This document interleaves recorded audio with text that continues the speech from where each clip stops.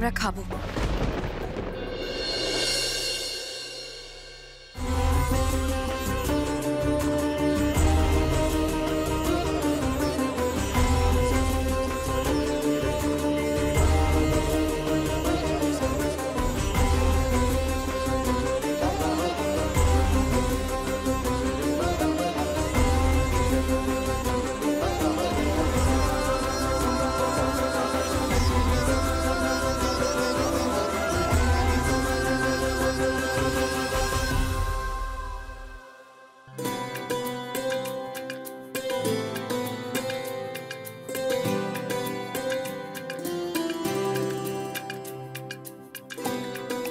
জবা একটু মাংস।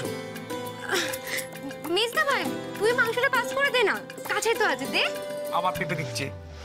জয়কে একটু মাংসটা এগিয়ে দে না, জানিস তো পাঁঠার মাংস খেতে বেশি ভালোবাসে। তখন থেকে আলুই দিয়ে যাচ্ছে, মাংস দে না। আরে বাবা মাংস কম আছে। মাংস কম আছে, দে। বাহ বাহ, আজকে খাবার টেবিলটা সত্যিই ভরে উঠেছে।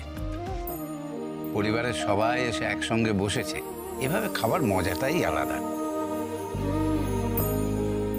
এই জবা, টিয়া, তোরাও এসে বসে পড় না। বস। হ্যাঁ জবা, আমরা নিজেদের মতো নিয়ে নেব, তুই চলে আয়, বসে পড় আমাদের সঙ্গে। আয় তো তুই, আয় তুই, আয় এখানে, আয় বস। আরে বাবা ছোটে আমার কথাটা শোনো। আরে বাবা আমার অনেক কাজ আছে, আমাকে এখন নাড়ু মিষ্টি নিমকি অনেক কিছু বানাতে হবে। যা করার তুই সব কর, কিন্তু সন্ধ্যের আগে কিন্তু আমার রুমে এসে নাচটার ফুল অ্যান্ড ফাইনাল রিহার্সাল চাই, ওকে? করবো বাবা করবো, তুমি দেখো তুমি আমাকে যেভাবে শিখিয়েছো আমি ঠিক সেইভাবেই করবো। আমার সব মনে আছে, আমি একটু ভুলে যাই। Good girl. নি এবার ছোটদা ভাইকে খেতে দে, তুইও খা, খাবারটা বার। হ্যাঁ তুমিও বসে পড়ো না খেতে, যাও। বসছি।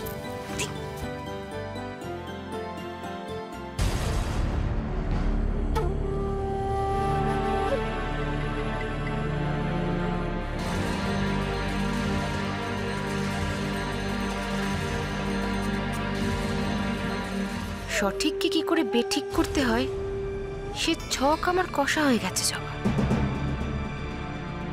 আজ রাতে পাড়ার লোকের সামনে এমন অপমান হবে না তোর, সারা জীবনের মতো নাক কান কাটা যাবে। না হলে আমার নামও তন্ত্রা সেনগুপ্ত নয়।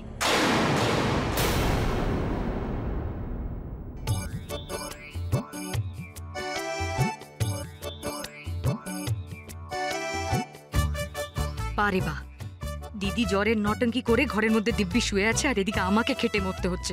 উফ বাবা, কার জন্যই বা খাচ্ছি।